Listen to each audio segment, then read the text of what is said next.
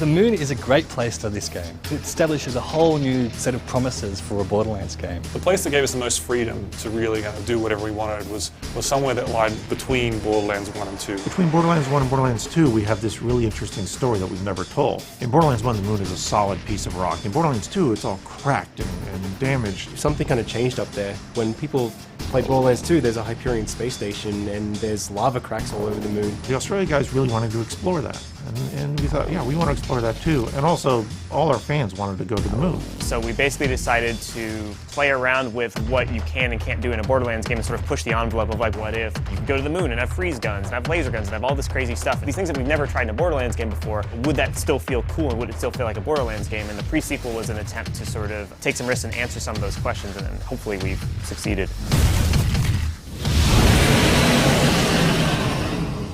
Yeah, because I did notice in my testing as well that if you blood rushed up at a guy with a jetpack or something and you missed because he moved out of the way, you can get some serious height, which is very fun, but maybe the art guys will kill us if we let play. Even before we started working on Borderlands, as we saw message boards and everything, like people wanted to go to the moon. That was our very first goal in this game. It opened this massive wealth of opportunities of us to kind of change up the gameplay. It's the same Borderlands gameplay they really, really like, with some new twists that actually change the game more than you would think. Yeah, you can jump really high, you can use the oxygen for jetpacks, you can use laser weapons for the first time in a Borderlands game. And those are the really fun things that you could only do on the moon. We should do some sort of weird Easter egg if you hop in through there. Oh yeah, if you could make it up here and jump around from piece to piece and somehow avoid all the lava explosions. Yeah, that could be pretty sweet.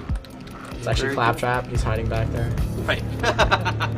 The low gravity feels completely different. It adds this completely new dimension to the gameplay and it changes up the combat spaces. It's giving our level designers this freedom to kind of go crazy from their imagination. We didn't want to just kind of have floaty jumps and then have people stuck in the air for ages and things like that. And we did a playground early on to try and work out how we could make gravity a really interesting and fun dynamic, and looking at creating levels with a lot of verticality and a lot of platforms that were high up. And after our initial kind of experiments, we just kind of settled on something which actually turned out to be really fun.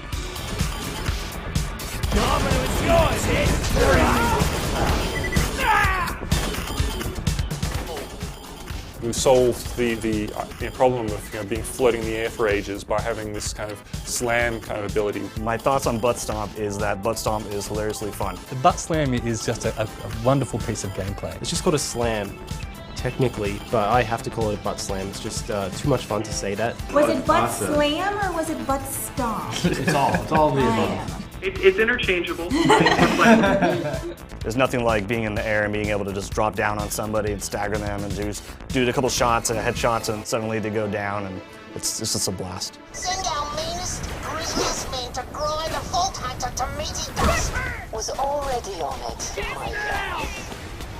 The cryo weapons have been a really fun one for us to implement. One of our programmers really early on was really keen on creating some kind of ice-shattering kind of tech. We actually have this really cool system that will freeze enemies. So initially when you start shooting them, they'll start to slow down, they'll start turning a little bit blue, but then you can actually freeze them solid.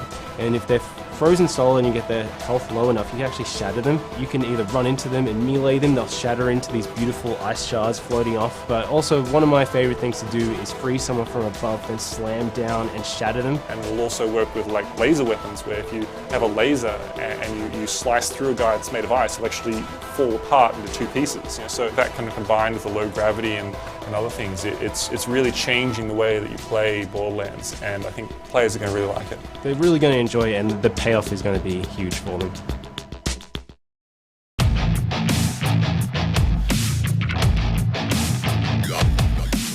Well, you become one of the Vault Hunters, one of the heroes that's sort of working with Handsome Jack during his rise to power. Everybody loved Nisha. She was this character that we all regret killing off. Spoiler. She's worse than Handsome Jack in many ways. She just enjoys strangling puppies. Claptrap's a little bit of a little bit incompetent. He's a little bit of unpredictable. His action skill is lunacy. Oh, cool. Athena, she was this badass warrior type. What if we played as her? So it's a really interesting timeline, and it's really fun, and it's really eye-opening.